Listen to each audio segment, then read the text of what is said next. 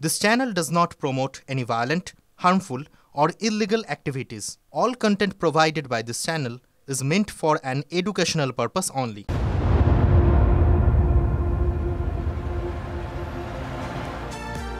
আরও একটা চাঞ্চল্যকর খবরে নজর রাখবো। আরজিকর কাণ্ডের প্রতিবাদ মিছিলে এবার হামলার অভিযোগ উঠছে।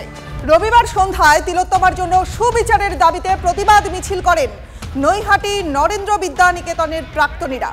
দিনে দুবার ব্যবহার করো স্টপেজ ক্রিম আর নিজেকে রাখো evergreen. Keya Seth aroma therapy stoppage cream আর খুঁজে পাও নতুন আমিকে। নৈহাটি রামকৃষ্ণ মোড়ে প্রতিবাদীদের মিছিলের মধ্যে ঢুকে দুষ্কৃতীদের বিরুদ্ধে হামলার অভিযোগ উঠছে। এক মহিলা প্রতিবাদীর জামা ছিঁড়ে দেওয়া হয়। তৃণমূলের দিকে অভিযোগের আঙুল ডিওয়াইএফআই এর। নৈহাটির ঘটনায় সরব হয়েছে ময়দানও। এবার নৈহাটিতে গিয়ে প্রতিবাদ মিছিলের উদ্যোগ তিন প্রধানের সমর্থকদের। প্রথম থেকে একটি শান্তিপূর্ণ মিছিল করছিলাম। আমরা ওদেরকে কোনো রকম কোনো রাজনৈতিক সময় দিইনি।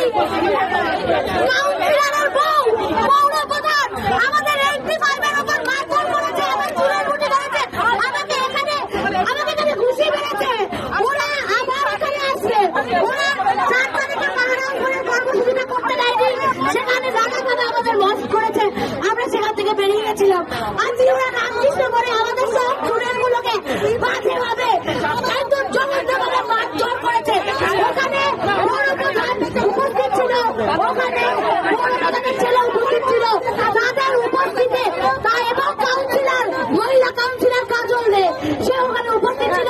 আমরা হাত জোর করেছি যে কাকিমা বাচ্চা বাচ্চা ছেলেমেয়েগুলো আছে ছেড়ে দাও, ওরা শোনেনি। হঠাৎ করে রেপিস্টদের এগেনস্টে বিচার চাইলে কাদের গায়ে জ্বালা ধরছে? তাহলে যারা মারছে তারা রেপিস্টদের সাথী। মানুষ সব হিসাব বুঝে নেবে, বেকার করছে। যত লাগতে আসবে মিছিলের লাইন তত বাড়বে। প্রশ্ন একটাই, লড়াই চলছে রেপিস্টদের মার্ডারারদের বিরুদ্ধে। চুলকানি কার গায়ে হচ্ছে? যাদের হাত পা নিষ্পিস করছে, তাহলে কি তারাই রেপিস্টদের আর মার্ডারারদের বন্ধু? আর যদি তারা বন্ধু হয় তাহলে পুলিশ নইলে বাকি কিছু ধরতে পারছে না, ওদেরকে তো ধরতে পারে। আসলে এবার মাথা ভাঙার ছবি দেখাই আপনাদের, যে মাথা ভাঙায় আক্রান্ত হতে হয়েছিল প্রতিবাদীদের। রবিবার রাতে প্রতিবাদে গর্জে উঠল সেই মাথা ভাঙাই। 4 সেপ্টেম্বর কোচবিহারের মাথা ভাঙায় বিক্ষোভকারীদের উপরে হামলা চালায় শাসক দলের কর্মী সমর্থকরা। মুছে দেওয়া হয় রাস্তায় লেখা বিক্ষোভকারীদের স্লোগান। রবিবার রাতে ফের তিলোত্তমার জন্য সুবিচারের দাবিতে সরব হলেন সেখানকার প্রতিবাদীরা। দেখছেন প্রতিবাদের সেই ছবি।